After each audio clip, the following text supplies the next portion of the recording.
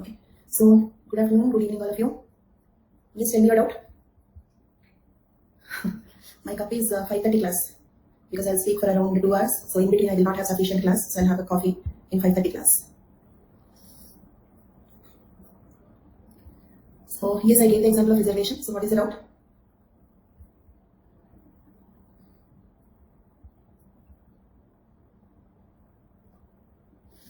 Marx basically it is medievalism. It's not like based on idea, but of course we will have Marxism in our future classes also. Then I will explain in detail. By the way, like here we just spoke about Karl Marx as a point of criticism.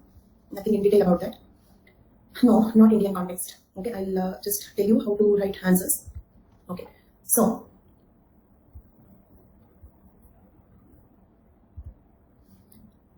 it's okay, Priya, but I hope you must have attended the recorded classes at least. Yeah, fine, thank you. So now let us see, like if the question comes from theories. Okay, in general, if any question comes from the theories, what you have to write. In any, you can get question on a theory or a thinker. Say for example, contributions of Lewis Henry Morgan. Let me show you some previous questions. Why to have hypothetical questions? Yeah.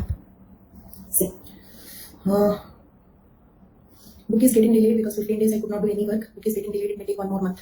There. So now these are some previous questions. Let us suppose this question: Gordon Child's theory of cultural evolution. Okay, can you answer this for 10 marks? Gordon Child's theory of cultural evolution. Are you all confident? And what should be the structure? Okay, structure you can first write about neo-evolutionism. So let me give you a structure for this question. Question on Gordon Child. First you have to write about neo-evolutionism. Okay, then after that in the neo-evolutionism you have to write that he belonged to universal evolutionism branch. Universal evolutionism branch. Then you have to write universal evolutionism. In the context you can also write about Stewart, because this classification of universal evolutionism is given by Julian Stewart. Okay, and then first you have to write about neo-evolutionism, then universal evolutionism. Then you can straight away proceed into Gordon Child's contributions.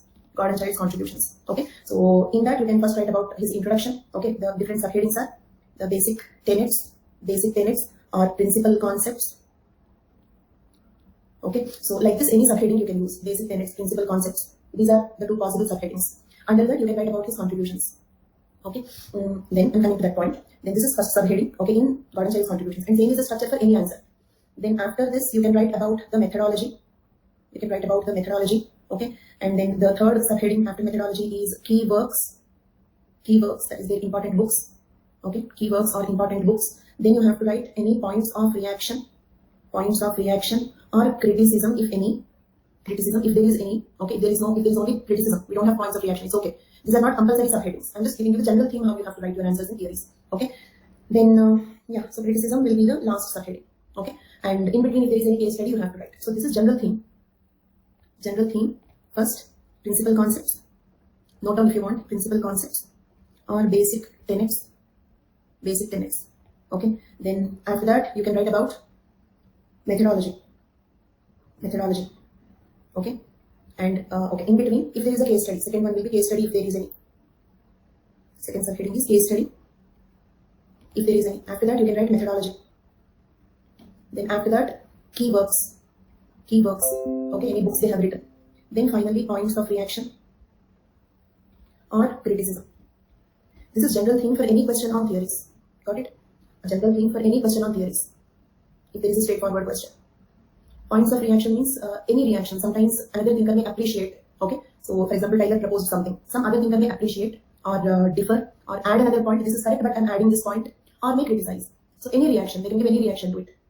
Okay, and criticism is one of the reaction they can give. Criticism is opposing it, but others can support, but add one more point or appreciate any points of reaction. But it's not that we have points of reaction for every. Okay, like I'm just keeping a dot here. Case study and points of reaction are optional. If you have, you have to write. For example, in Gordon Child's contributions, we don't have a case study. And we will not have also, because basically this is, see, Gordon Child, Leslie White. We did not have a case study. Why we did not have? Can anyone answer? Why don't we have a case study in Gordon Child and Leslie White's contributions? Because that is universal evolutionism. Okay, their concept is not studying one society, isn't it? They are giving the general principles of evolution. So it's not about one society. It is about the culture of the mankind, culture of the world, culture of the humanity, human species culture, how the culture will evolve. So their idea itself is not studying a particular society. Basic tenets means principal concepts, important concepts. Basically, what is cultural materialism or what is neo-evolutionism? What is universal evolution? What it is? Okay, that is basic tenets or principal concepts of that theory. Next, if you have case study, these 2 things which I get a dot, they are optional. If you have to write. Otherwise, it's okay. For example, in this question, Gordon Child's contributions, we don't have a case study, we don't have points of reaction. It's okay. We can write the remaining things. there won't be anything like a conclusion. See, for example, when you write case study, in case study you can have a conclusion. Did you understand? You can conclude the case study. For example, we have seen in culture ecology, we have seen Shoshonian people. In that we have a conclusion. What is the conclusion? If any other human society lived in the Basin Plateau region in that particular time period, they also would have lived like that only, otherwise might have perished. That is conclusion. So you can have a conclusion for a case study. Okay, but for the entire theory, we don't have any conclusion. We can end up writing the points of reaction or criticism. Got it? What if we are asked to write about new evolutionism? Then what should be the structure? Okay, I'll come to that. So this is the structure. If they ask any one theory, or one thinker, okay, then this is how you have to write. Is this structure clear for all of you? Can I proceed? Okay. Another question. This one completed. Next, critically examine Stewardian view of neo-evolutionism. Can you write it for 200 words? Critically examine means what? Finally write criticism, that's all. Okay. So basically critically examine means logically examine that. Stewardian view of neo. What is Stewardian view of neo-evolutionism?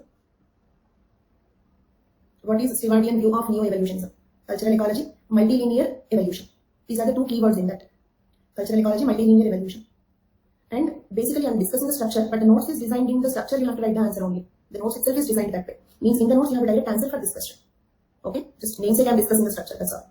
But because when I made the notes, I kept two things in my mind. One is syllabus, second one is previous questions. In the notes you will find many topics which are not there in the syllabus also, because they were given in the previous questions. So the notes covers almost all the 400 plus previous questions from 10 years. So these two completed. Then, okay, this question also you can answer as of now. Okay, so only it's two classes, two proper classes. These many questions you can answer. Understand the importance of the classes, and I want you all to be very, very regular with the classes. Okay, take it seriously, because my little concern is this is online, so I will not have a full control over the classroom. So who all are attending, who all are not attending, I don't know. Okay, so who all are listening and simultaneously what you are doing, I don't know. Okay, so one point I would like to tell you is in each class we are covering at least 2-3 previous questions. Okay, so be very regular and don't miss any classes. Okay, then, this question: how did Morgan explain the evolution of marriage? Family. Evolution of marriage family means, do you remember? Primitive provocity. I kept telling you, you can simultaneously message me also. Primitive provocity. Then we have consanguine, unibrand, symbiosis, patriarchal, monogamous. That you have to write. Socio-political organization. Can you tell me how the socio-political organization evolved? How the socio-political organization evolved? From, no, not, your point is correct, but not clan, kinship ties to state. No, band correct, but remember, that is not given by Morgan. Band, tribe. Okay, all that is not given by Morgan. That is the reason why, if you remember, I told you not to write those points. Band, tribe, chiefdom, state, that is correct. But that is not given by Morgan. What Morgan said, kinship ties to state. Means stateless to state. That's all. Is it stuck? Kinship ties to state. Okay, means what? Initially, the primitive society's authority is based on kinship ties. Clan head will be the head of all the members of his kin group, his clan, his descendants, wherever they are. It's not related to a constituency or a jurisdiction or a territory. Do you understand my point? Stateless to state, kinship ties to state, that's all. And how did other evolutionists here? Other evolutionists means what? Okay, can you tell me here other evolutionists means who are? You can write. How did other evolutionists disagree with his explanation? Other evolutionists means? Yes, neo-evolutionists. Avnija, Tyler Fraser correct. But not only Tyler Fraser, neo-evolutionists also. Because basically Tyler and Fraser do not have much problem with Morgan. Who mainly differ with Morgan? Neo-evolutionists. Okay. Do you remember we have seen points of reaction within the group also? Within the group, what is the objection? Some classical evolutionists also may disagree with the order. One line, okay, but this is not the order. That also can be a criticism. And also, if you remember, I said modern anthropologists discarded the words like savagery, barbarism, civilization, but they agreed with the order. Okay? So all those points you have to write. It means you have a direct answer in the notes. You have a direct answer in the notes. Can I proceed? Cultural materialism you can write, but I don't declare because history did not complete it. Okay, we discussed along with UC, right? So as of now, properly completed are these three. Right? Then let us see if there are any more questions. Yeah, look at this question. Okay.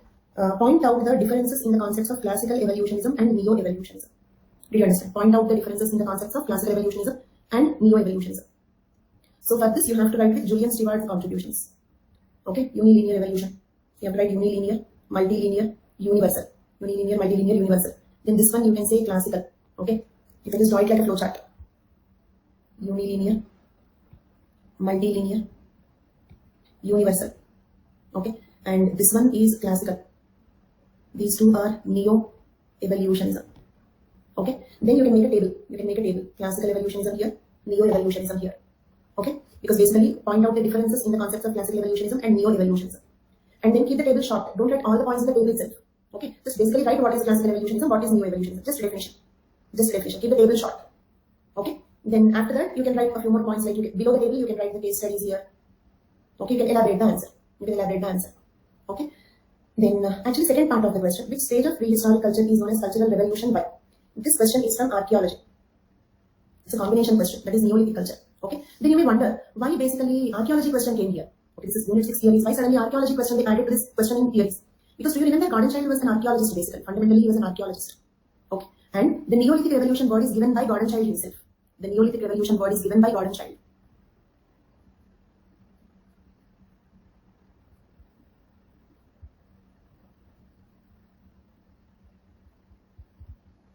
Okay, look at this.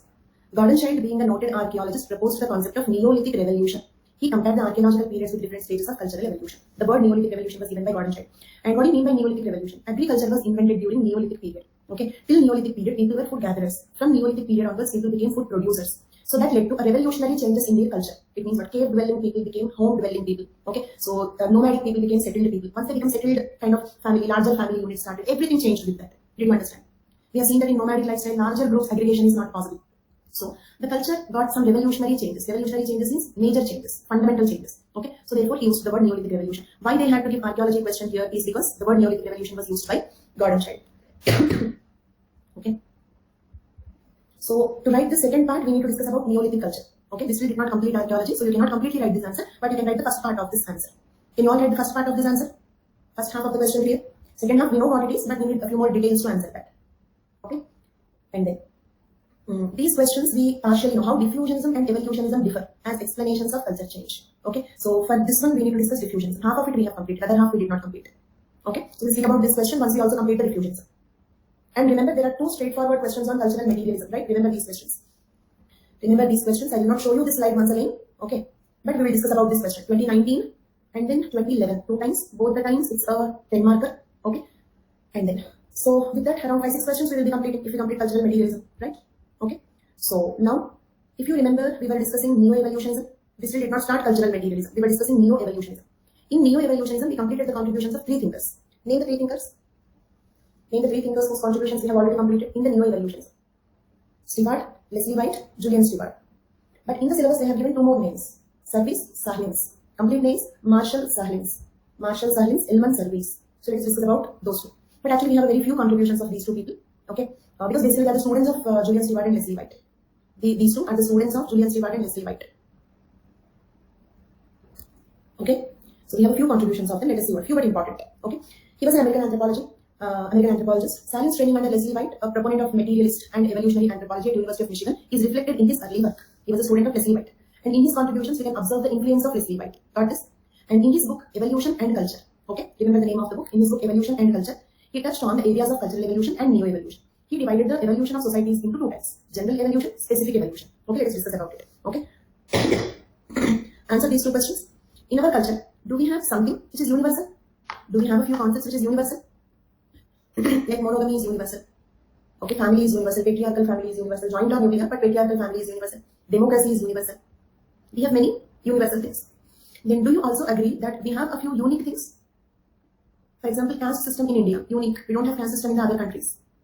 Okay, so child marriage, sati sadhavan, untouchability, like this we have so many concepts which are unique to only Indian culture, not found in the other places. So can I say that those aspects of the culture that we have, which are also found in all other societies of the world, okay, they prove universal evolution, they support universal evolution, and the unique aspects support multilinear evolution. Unique aspects support multilinear evolution. It means individual societies evolve independently, okay, and they can be different. The culture did not diffuse. Culture is evolving, independently invented, independently evolving. Okay, so the Indian culture is invented and evolving in India only. We did not copy the culture from any others.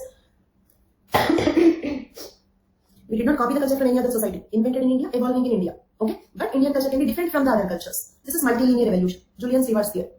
Okay, so this Marshall Sahlins is saying that he divided the evolution of societies into general and specific. Did you understand the point? Means, can I say that he is supporting both Julian Stewart and also Leslie White?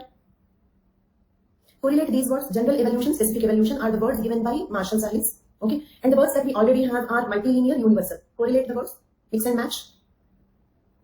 General evolution, specific evolution words given by Marshall Sahlins. Universal evolution and multilinear evolution are the words given by Julian Stewart. Unilinear is not in the picture at all. Sharon, unilinear is not in the picture. They are all neo-evolutions. General is similar to universal. Specific is similar to multilinear. Unilinear is not there in the scenario at all. Sharon, is that clear? Because unilinear means what? Classical evolutionism. They say that all cultures are similar. Okay. Basically, as I told you, Marshall Sahlins and Elman Service are the students of Julian Stewart, Leslie White, Gordon Child. So they just kind of supported them, elaborated their contributions. That's all. Their contributions are not many. Okay, this is one important point. Then, however, as various cultures are not isolated, there is interaction and a diffusion of their qualities. Means like Tyler, Marshall Sahlins is accepting the possibility of diffusion. Why? Because cultures are not isolated. Because cultures are not isolated, we cannot say that every aspect of the culture is independently invented or independently evolving. There can be some diffusion also. Okay, like technical inventions. If let's suppose any new invention in some other country, we can also take it. We can also use it. Okay, this leads the cultures to develop in different ways. That is specific evolution. As various elements are introduced to them in different combinations and on different stages of evolution. Did you understand this point? It means, see, let us suppose, like first thing is basically they are neo-evolutionists. Means fundamentally evolutionists. Universal evolution is not like given by child. Okay, two important proponents are Gordon Child and Leslie White. Image, we cannot say universal evolutionism is given by child. There are two important proponents, Gordon Child, Leslie White. They both are universal evolutionists. Julian Stewart, name is given by Julian Stewart. The names are given by Julian Stewart, right? The concept is given by these two thinkers, Gordon Child and Leslie White. Julian Stewart gave the names unilinear, multilinear, universal. Those names were given by Julian Stewart. Clear? Classical evolutionism also talks about independent invention. Let it be, see, the similarity between classical evolutionism and neo-evolutionism is independent invention. Independent evolution means not diffusion. Okay, something which is opposite to diffusion. That is the similarity between these two. Okay, but in the evolutionists, some evolutionists are flexible. They are accepting the possibility of a little diffusion. Two such named mention, one is Tyler, second one is Marshall Sahlins. Tyler and Marshall Sahlins. They accepted the possibility of diffusion. Fine. Now in this particular paragraph, Marshall Sahlins is adding one more point. Due to diffusion also the cultures can be different. Okay, basically when he is not directly accepting the universal evolution, he added there is one more type of evolution called specific evolution. Means what? In any culture, we have universal aspects and unique aspects. Okay, let us take like this. In any culture, we have universal aspects, unique aspects. This is clear, okay, because this is already given by Gordon Child, Leslie White. Now he is giving explanation for this one. Okay, what will be the reason for uniqueness? What can be the reason? What can be the reason for the specialities? Specialities in culture. Okay, for that he is using the word diffusion. Because let us suppose we can get different culture traits, okay, different combination. Let us suppose I may take AD from America, okay, but Pakistanis may take CD from America. Do you understand my point?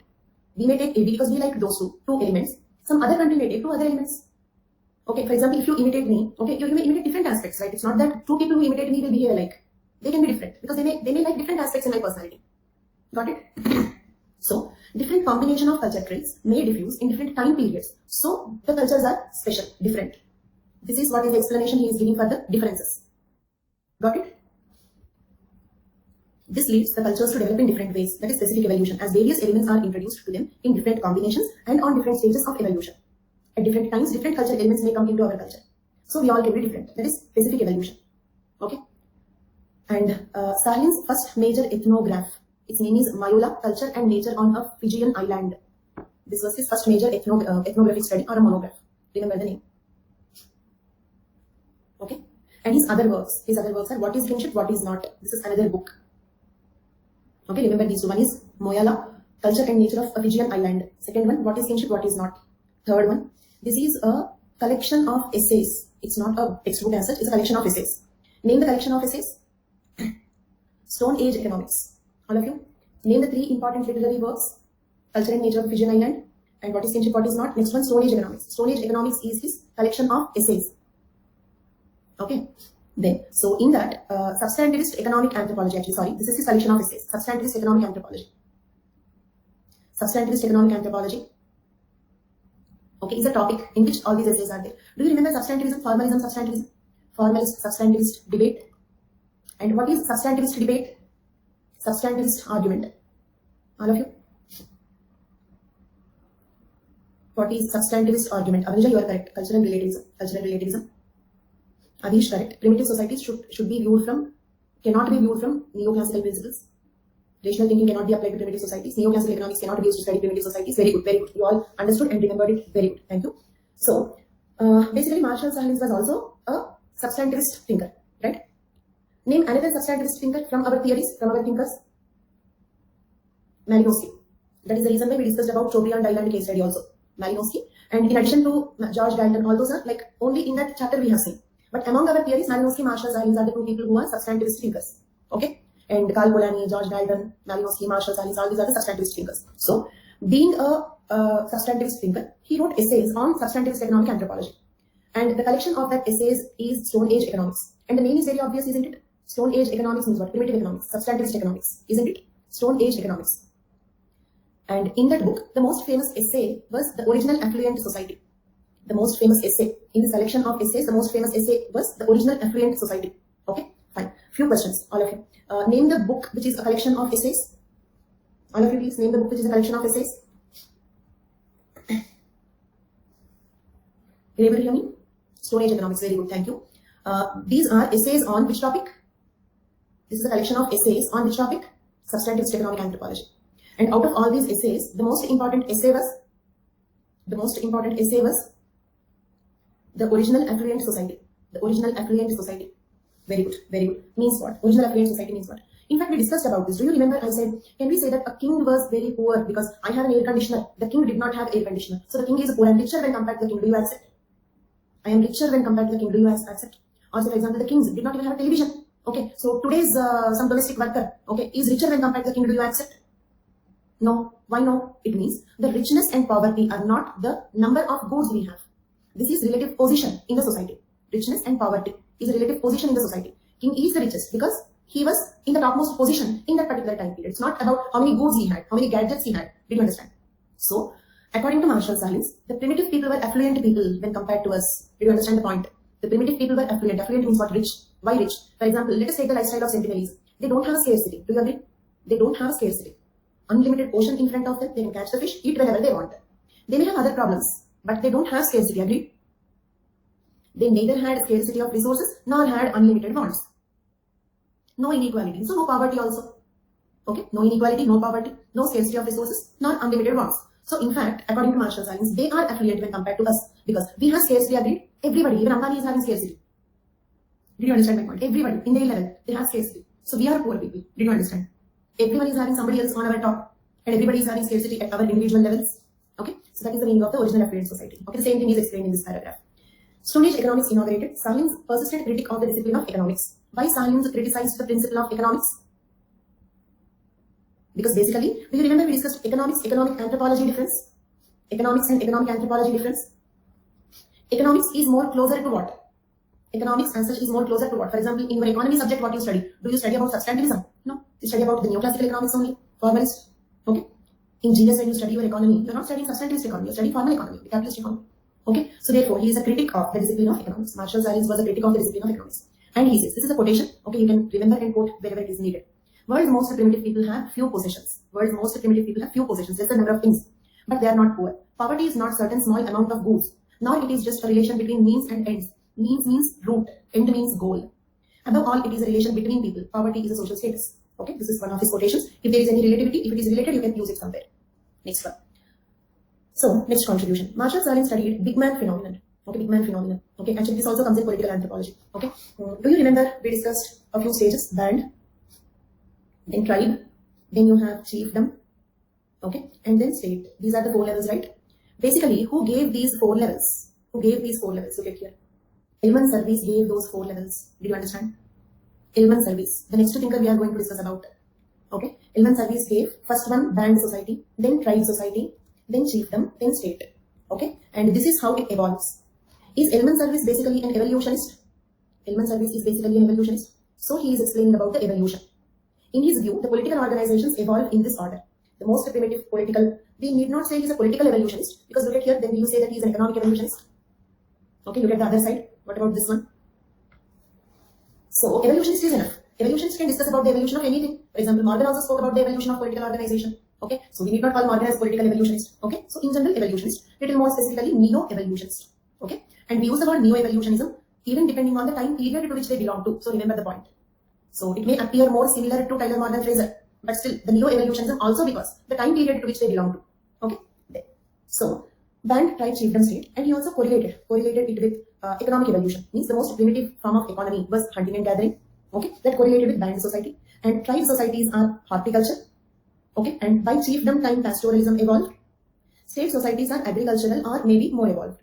Remember, in the context of anthropology, we use the word peasant for non-tribal.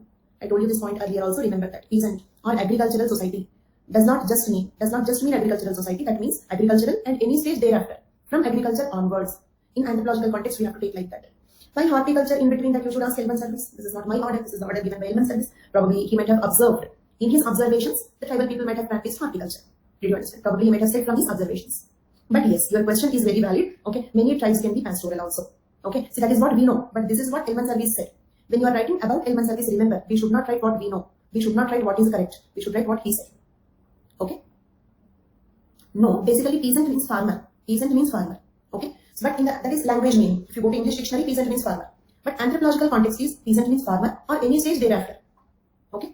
Means in anthropology we don't have a separate word for software engineers. We don't have a separate word for businessmen. Okay. We just say tribal, peasant. Tribal societies, peasant societies. So in anthropology context we are using the word peasant for non-tribal, more evolved than tribal. So in the context only here even agriculture, because today we also have state societies only, but we are not agriculture. What about that? Agriculture and thereafter is state society. In his observations, chiefdom pastoralism.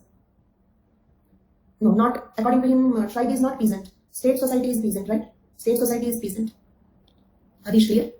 Tribe is not peasant. Non-tribal is peasant. Clear for all of you? So, being an evolutionist, just like Morgan spoke about, yes, just like Morgan spoke about evolution of culture, marriage, family, kinship, political, etc. Elman Service also discussed the evolution of political organization and economic organization, and he correlated both of them. Okay, so you can write this in the form of a table. Here you can write evolution of economic organization. Okay, then in the other column you can use evolution of political organization. Then you can just draw this in the form of a table. That looks better. Got it? And presentation is very important, particularly for theories answers. Use as many tables, as many flowcharts as possible. Okay. Now, going back, leave Elman Service. We are discussing about Marshall Silence still. Okay, we are discussing about Marshall Silence. Okay, here in the tribe, do you remember I said we have few types like lineage based, clan based, etc. Age grade based. Okay.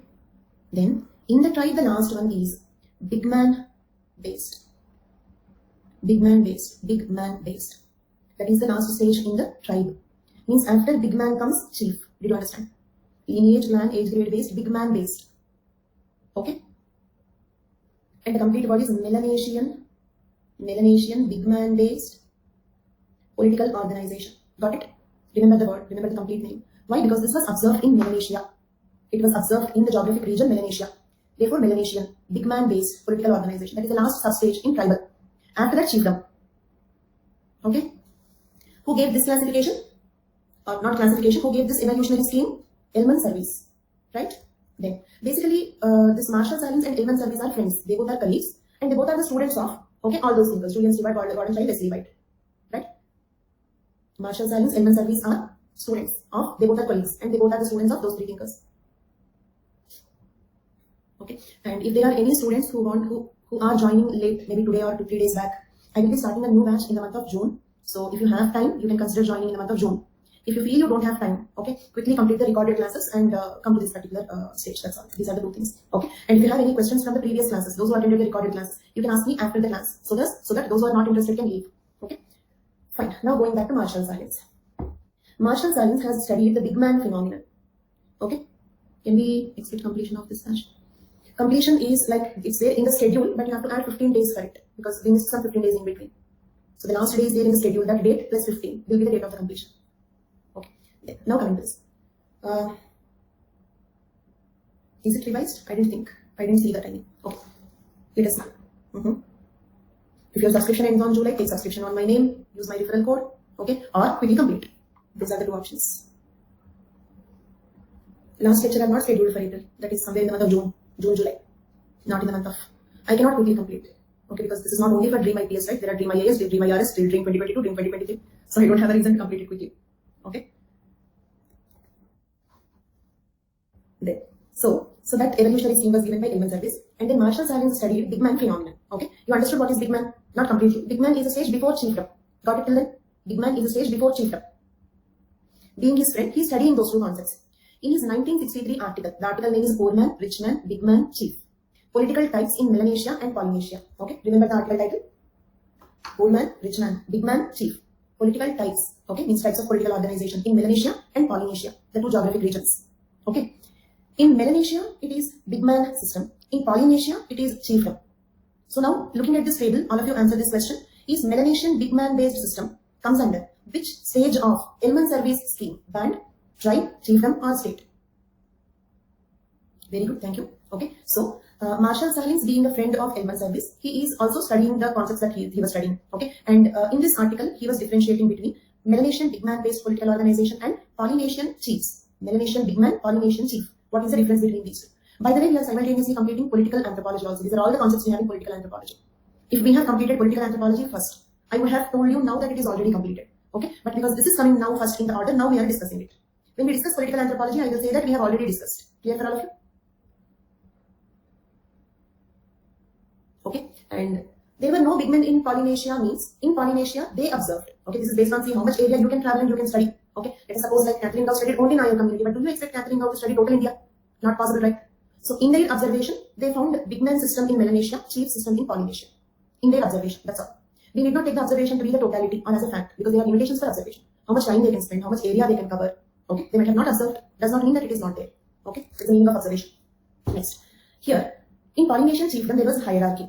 Okay, and here there was segmented lineage system. Hierarchy means what? Rich people, poor people, like this. Whereas in Melanesian big man based system, this is segmentary. Okay, segmented lineage system is like this. Hierarchy is like this. Got the point? Segmentary means what? There are segments, all of them are equal. Then we say segmented. We have segments, but they are not equal. Then we say hierarchy or stratification also. So can I say that stratification is a specific type of segmentary system? Stratification is a particular specific type of segmentary system. Yes. So, see, let us suppose basically if there is no segment at all, okay, there is no segment at all, no clans, no lineages, nothing, okay. Second type, this is unsegmented. Do you understand? This is unsegmented. This is segmented. Okay, this is hierarchy. Hierarchy. Then Himesh was asking hierarchy of what? Hierarchy of what means, particularly when it comes to world scenario, it is mostly class, that is economic. Okay, because we don't have caste or varna system in the other places. We don't even have the estate system everywhere. So what kind of stratification we have worldwide? That is class, economic stratification. This is hierarchy or stratification. So stratification is, strata are also segments, but the only point is the segments are not equal. Strata are also segments, but the segments are not equal. They are one above the other. Then we use the word stratification or hierarchy. Okay, like clergy, etc. But estate system is not throughout the world. Okay, estate system, caste system, these are specific features. But class, economic stratification is worldwide. So if nothing is mentioned, you can consider it as economic stratification only. Clear?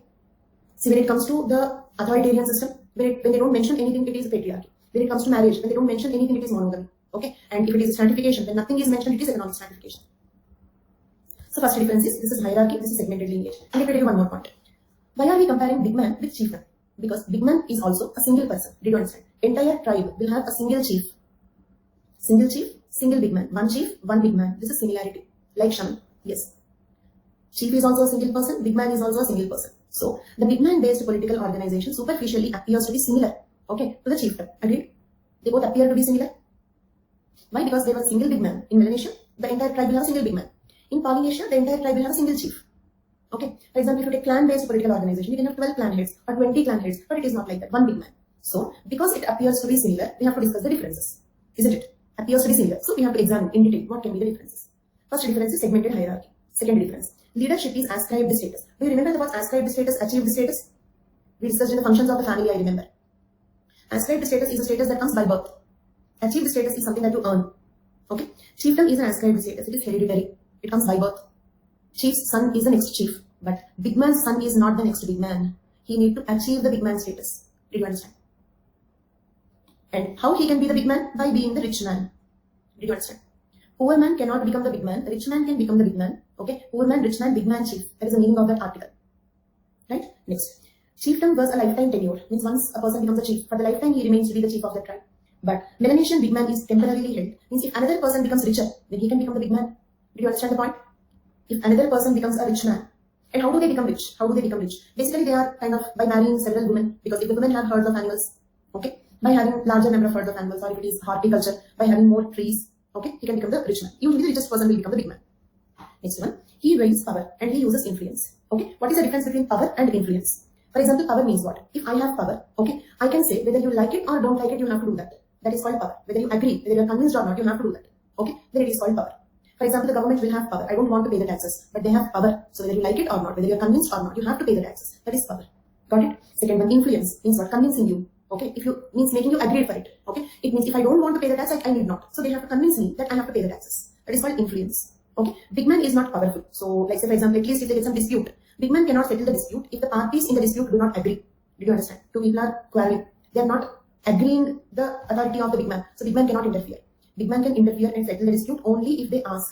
Okay, means big man is not powerful, whereas chief was powerful. So these are the differences between Melanesian, big man, and Polynesian chief. Are the differences clear? And he wrote about these differences in his 1963 article, Poor Man, Rich Man, Big Man, Chief. Political types in Melanesia and Polynesia. So, Edmund Service gave the evolution of band, tribe, chiefdom, state. Marshall Salins compared between Polynesian chiefs and Melanesian big man. Their contributions are related to each other, kind of working together, right? Next. So with that we completed Marshall Salins contributions. About Marshall Salins contributions, importantly, okay, being a student of both universal and multilinear evolutionists, he said general and specific evolutions. Second contribution is as substantivist economist, substantivist economic anthropologist. Okay, substantivist thinker. Third contribution is evolution of political organization, comparing the Melanesian chief, Melanesian big man, and Polynesian chief. Tell me what are his three important contributions. First one. All of you, what are the three important contributions? The first one. Two types of evolution. What are they? Specific, general. Second contribution as a substantivist thinker. As a substantivist thinker. Third contribution is in political anthropology, studying the difference between Melanesian big man and Polynesian chief. Okay, and these topics are very important because you can either get contributions of Marshall Salins and Service, or you have to write these in political anthropology also. You can use this information. Okay, see, if this one is compulsory, you have to write in political anthropology. You can get a question on stateless and state political organizations. That was the previous question. Okay, write a note on stateless and state political organizations. Previous question from Unit 4. On centralized and uncentralized political organization. Unit 4. They both are previous questions. If that is the question, compulsorily you have to write about Edmund Service and Marshall Salins. You can mention Morgan also. So Ananya, did you miss Unit 3 class? Unit 3 class you must have missed.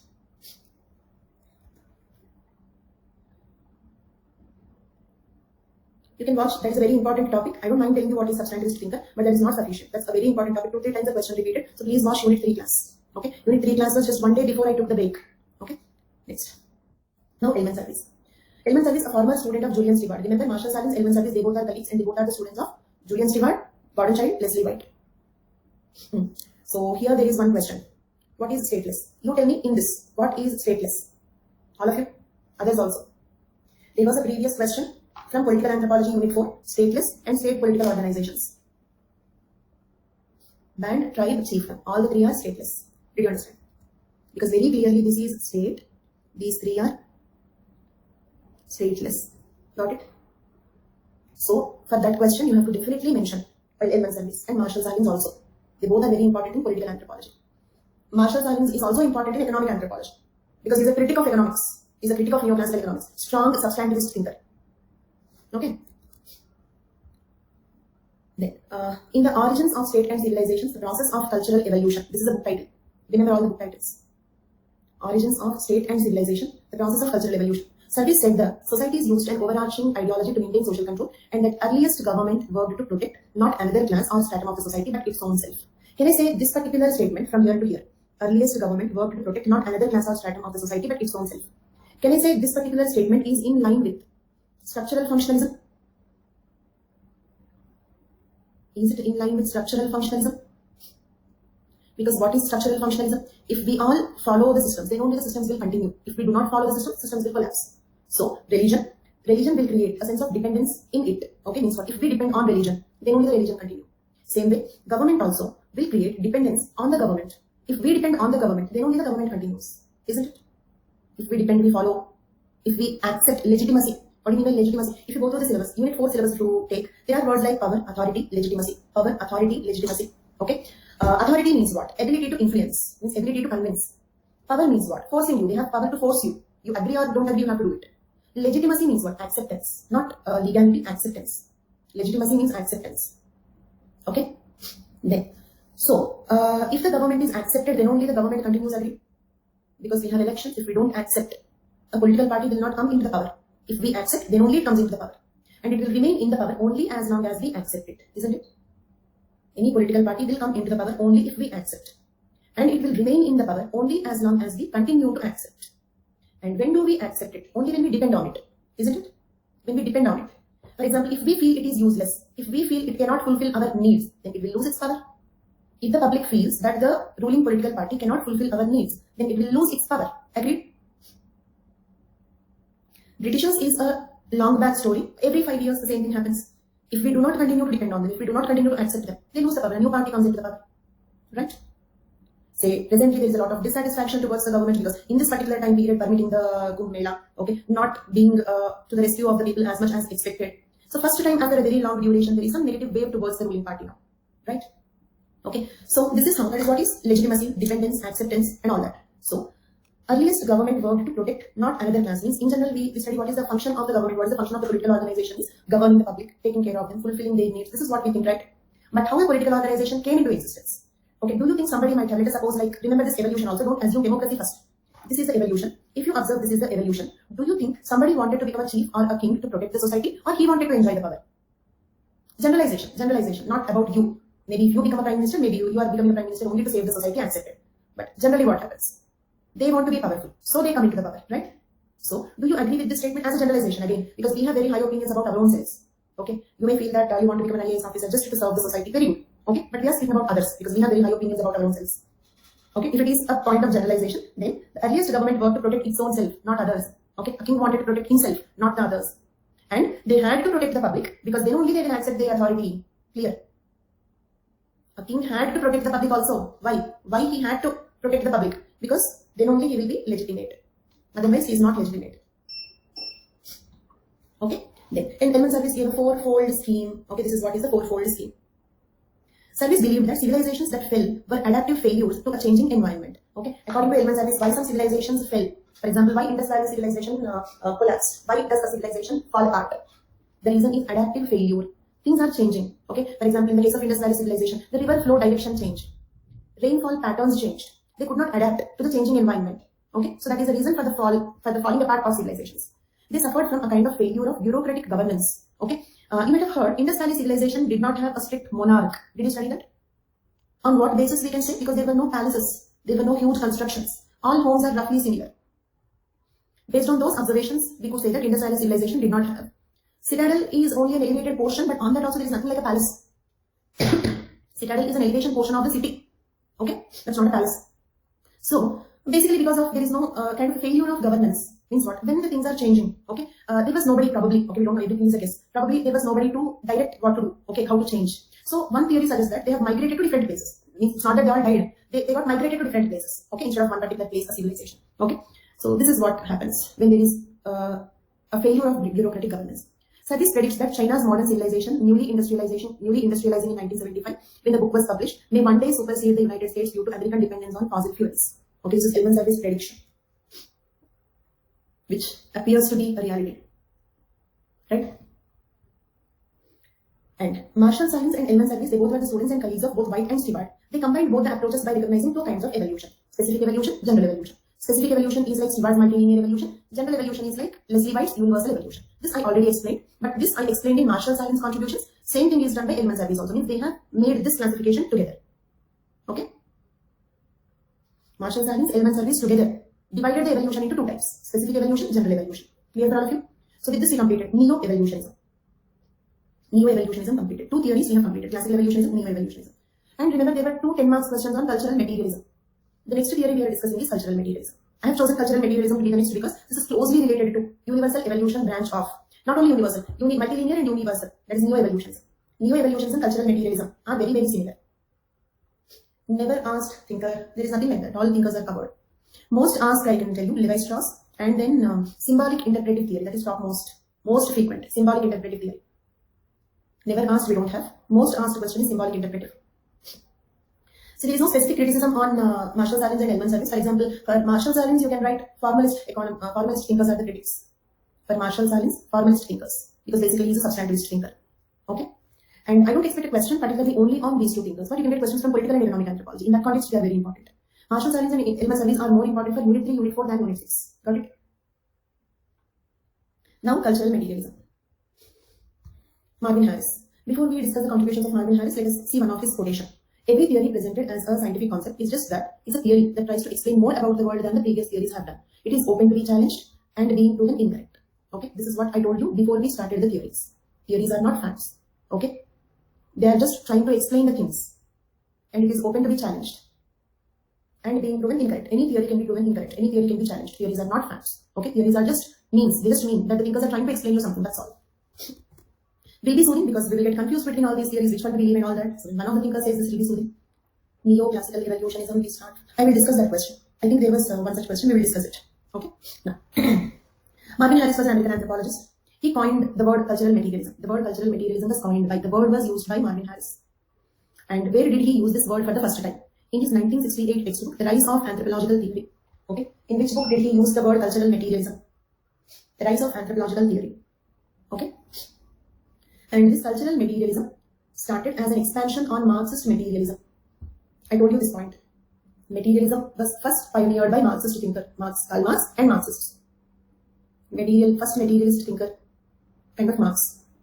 Right? Marxism is also called as dialectical materialism. Marxism is also called as dialectical materialism. Okay? So this cultural materialism is a kind of expansion on, means some addition, expansion on Marxist materialism. Societies are organized in 3 levels. Do you remember this we discussed yesterday? Infrastructure, structure, superstructure. Okay, let me check your memory. Infrastructure, structure, superstructure of Marvin Harris can be correlated to which 3 levels of Leslie White? Infrastructure correlated to economic, sociological, ideological. Wonderful, very good, very good. Okay, so infrastructure includes ecological. Okay, so it means, is cultural materialism including the cultural ecology? Cultural materialism embraces cultural ecology, agreed? And universal evolution, agreed, because technological is also included. Ecological, technological, environmental, demographic, because demographic are also material things. People are also material things. Any one society or any one geographic region's culture also depends on its population size. Many aspects of Indian culture are because of our population density, agreed? So that also comes under the infrastructure. Infrastructure means material things. Structure means organizational things. Management, organization, like economic, social, political, etc. Organizational aspects. For example, if you take some office. In the office, the tables, chairs, the cubicles, the laptops, they're all infrastructure. Management is structure. Okay? The management will have an ideology, principle, that is ideological, superstructure. Got the difference between the 3? Infrastructure means material aspects. Structure means organizational, management objects.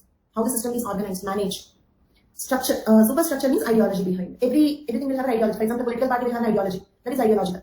And the party's hierarchy, like who are the members, who is the leader, hierarchy, that is structure. Okay? And the members, they're all the people, okay, their offices, all that is infrastructure. Then, priority of infrastructure. Why priority of infrastructure? Because it is cultural materialism. Okay, so material aspects are important. Cultural materialism aims to understand the effect of infrastructure on molding the societal structure and superstructure through strictly scientific methods. Why scientific method? Because scientific method means what? Anything that can be observed, isn't it? Scientific method means anything that can be observed, proven, shown, demonstrated. So, the target of cultural materialism is to study the influence of infrastructure on the structure and superstructure using strictly scientific methods, using empirical methods. This is the target of cultural materialism. Okay, this is an important paragraph to write. Clear till now? And cultural materialism is an expansion upon Marxian materialism. Okay, and this one we have seen yesterday, infrastructure, structure, structure. The principle of techno-environmental or techno-economic determinism. Okay, did you understand from the heading itself? Techno-economic or techno-environmental determinism means what? Technical, economic and environmental aspects will determine the other aspects of the culture, like structural and superstructural aspects of the culture, isn't it? Techno-economic or techno-environmental determinism. Understood the meaning, all of you? Technology, economic resources and environment determines the structure and superstructural aspects of a culture. So we can say that technology plus environment will determine the economic relations. Technology plus environment, they both determine the economic relations. Okay, and economic relations determine social groupings, values and morals. This is one equation that you have to write. Got it? Any doubt till now? Because in few more minutes we will be completing cultural materialism also. 3 theories completed as per the schedule. Okay, now let us proceed to the case study. Techno-economic determinism. Just break the word technical. Okay, technical, environmental, okay, and economic determinism. These are the keywords. You can automatically understand. Technology will determine the structure and superstructure. Okay, economy. Okay, already saying family chapter itself, we have proven that economic aspects will determine the type of the family. Type of economy determines type of marriage, type of family. Agreed? For example, hunting-gathering economy, monogamy. Agricultural economy, polygamy. Okay, new jobs, software industry, new jobs, nuclear family. Destabilization of the marriage, women empowerment, women into economy, marriage got destabilized. So the type of marriage, type of family depends on economy. Economy depends on technology and environment, isn't it? Do you agree? Economy depends on technology and environment. For example, can you do agriculture in the ocean? Others? Not possible, right? We cannot do agriculture in the ocean. So economy depends on environment. Economy also depends on technology, agreed? Economy also depends on technology. New technology, computer technology, information and computer technology, software industry. So new economy came.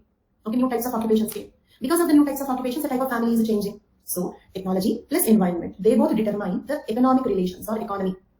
Okay, economic relations means what? Previously, father and son had a lot of economic relations. How? Say for example, if the father is carpenter, if the son should become the carpenter, father's goodwill is important. He cannot leave the father and go. If he leaves the father, okay, he will not get orders for the carpentry. Agree? Agriculture, if you take common agricultural land, son will not go for nuclear family. Even if you force, he will not go. Because if he goes, what if the other brothers will cheat in the property distribution? Did you understand? If the economy is agriculture, they have a common agricultural land, 2-3 brothers. One of the 2 brothers will not leave the family. Why? Because they have economic relations. But if the father is a farmer, son is a software engineer, do they have economic relations? The economic relations are becoming weak. That is the reason why the families are breaking. The economic relations stabilized the joint families at one point of time. So, do you agree that technology plus environment determine economic relations? And economic relations determine social groups, values, beliefs, etc. So, this is techno-environmental or techno-economic determinism. They determine other aspects of the culture, like organizational and ideological aspects of the culture. So, the principle of techno-environmental or techno-economic determinism is nothing but cultural materialism. This is what is techno-economic determinism. Did you understand? This is what is techno-economic determinism. Right? So, basically, technology and environment indirectly determine social institutions like family, marriage, etc. Yes.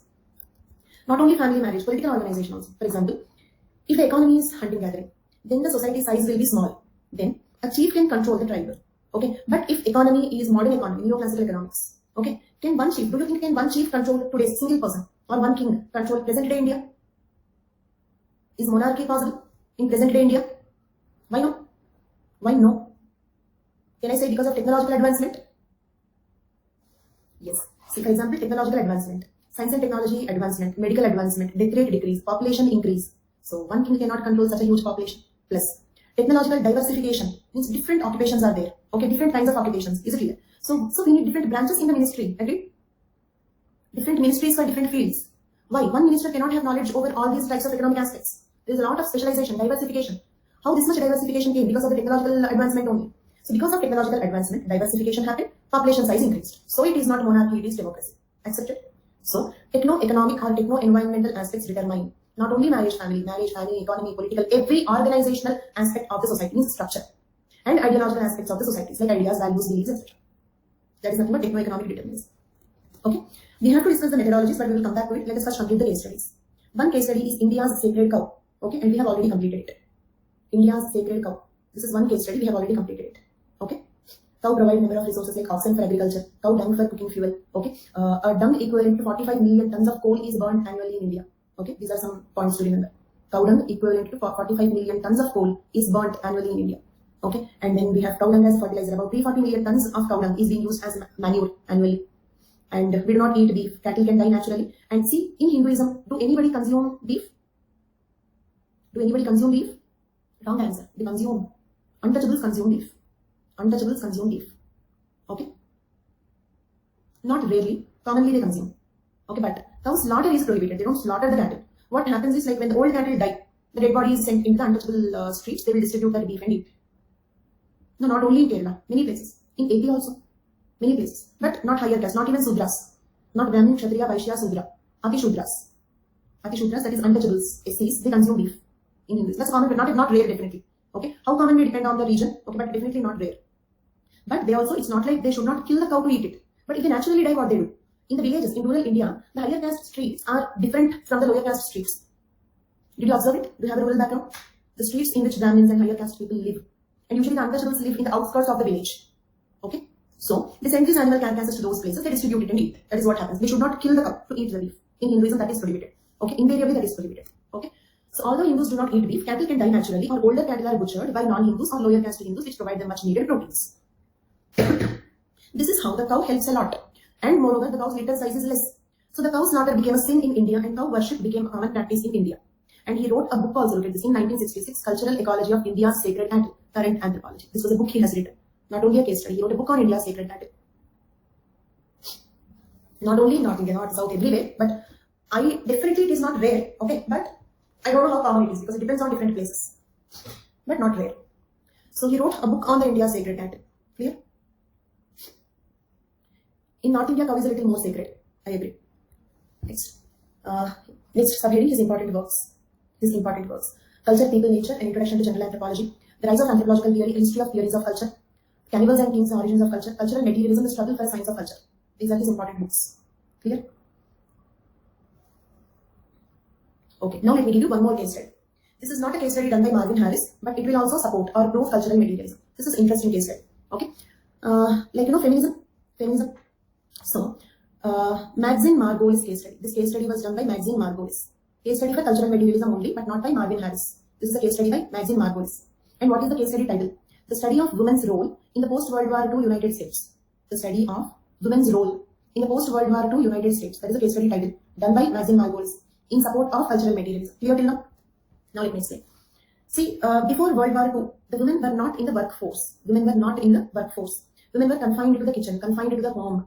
Okay, women were not educated, women were not employed. When before the World War II, but after World War II, what happened? Post-war crisis. Okay, inflation, economy, like increase in the life standards. Okay, famine, so many problems. So in the post-war crisis in the United States, the situations were like, if one man earns the entire family, it will not be sufficient. But my point, scarcity of the resources increased.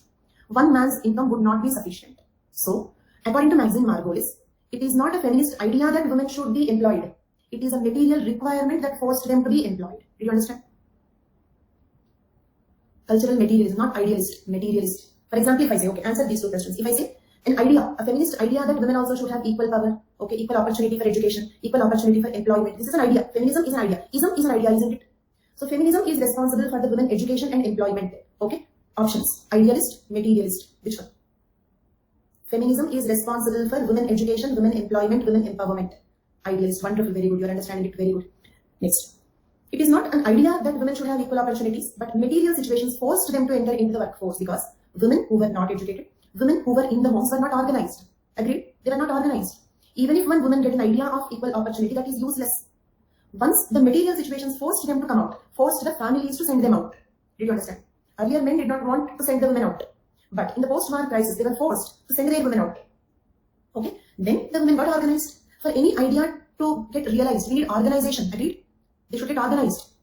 When they got opportunity to get organized? Only when they came out. So they came out first, then feminism came. It's not that they came out because of feminism. This is cultural materialism. Interesting, right? In general, we assume that women in the workforce because of feminism, but no. Women are in the workforce because of the material situations. Then feminism idea came. So due to the crisis, some women came out. Those encouraged the other women to come out. When the women came out for education and employment, when the women are employed, they got an opportunity to get organized. Then that organization led to the idea called feminism. Means, are material things influencing the ideological things or ideological things influencing the material things? Material to idea is the order. Material to idea is the order. Techno-economic determinism.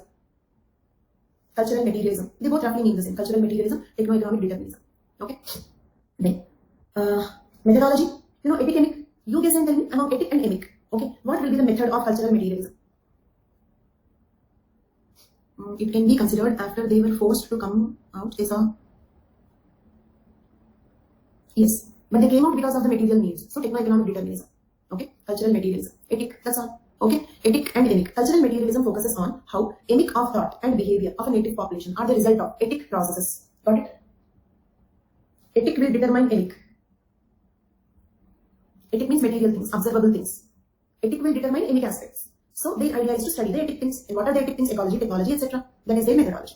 So how the cultural materialists will try to understand the culture. If they want to understand the culture, they study their material situations. Like ecology, environment, technology, etc. That is cultural materialism. Clear? So we got principal concepts means you have to write all these things. For example, in this particular cultural materialism, 2 questions were there. So let me give you the structure. Okay? Principal concepts. First, introduction. Write these points. Marvin Harris, American anthropologist, rise up. These 2-3 points in the introduction. Next, principal concepts. Infrastructure, structure, superstructure, priority of the infrastructure. Okay? All these in the basic tenets are principal concepts still here. Then methodology. Then case study. 1 or 2 case studies depending on the word limit. If the word limit is only 10 marks question, then you can only write India's sacred cow. If it is a 20 marker, you can also write Maxine Margolis case study. Okay? Then works. Then criticism. Idealistic thinkers will criticize the materialistic thinkers. Right? Levi-Strauss. Cognitive thinkers. Any idealistic thinkers will criticize materialistic thinkers. Okay? Yeah. Do one thing. Criticism is very simple. Go through the criticism. Read it today. And if you have any doubts, you can ask me. I basically told you idealistic thinkers will criticize cultural materialism. There are 3-4 points given here. Read them. If you have any doubt, you can ask me tomorrow. And with this, we completed cultural materialism. And in the next class, we'll be starting diffusions. Right? So that's all for today's class. Thank you. There are 2 questions here. Someone who was providing your notes. Okay. Kapil, can you please name that Telegram group? And others, please don't share the notes in the Telegram groups. Okay, basically, I didn't want to give the notes out. But when I'm explaining, if you don't have notes, you will not have opportunity to revise and read. So I'm giving you the notes with a lot of disinterest. I didn't want the notes to go out. So I'm giving it so that it will be useful to you. So let it keep useful to you and me, okay? Because if you just get it, okay, already you are anyhow getting it with very little effort, and others just getting it free of cost without any effort. I somehow don't want it, okay? So the students who take that notes should have some relation with me, some association, okay? If not paying money, at least regularly listening my classes. I want some association with the people who use my material. So please don't upload the material in the Telegram groups, okay? So I request all, please don't upload the notes in the Telegram groups. There is no separate theory for idealist, but structuralism, cognitive theories are idealist theories. Okay, so and there will be definitely one of the person who uploaded must be from this group only, so please remove that, and next time onwards please don't upload that. There is decades of hard work behind this notes, so please don't freely upload it. Okay, it took more than a decade for me to make this notes, please understand. Okay, fine. So that's all for today's class. Thank you all so much. That was Anil. You can wait for the new batch if you have time, and starting new batch in the month of June. We have many previous questions, Aditi. When we discuss all the previous questions, you will get all the chances for these queries. Okay, there are many more previous questions. In that I will discuss. Don't worry about how to write the answers, that I will give you the structure. So thank you. Bye bye.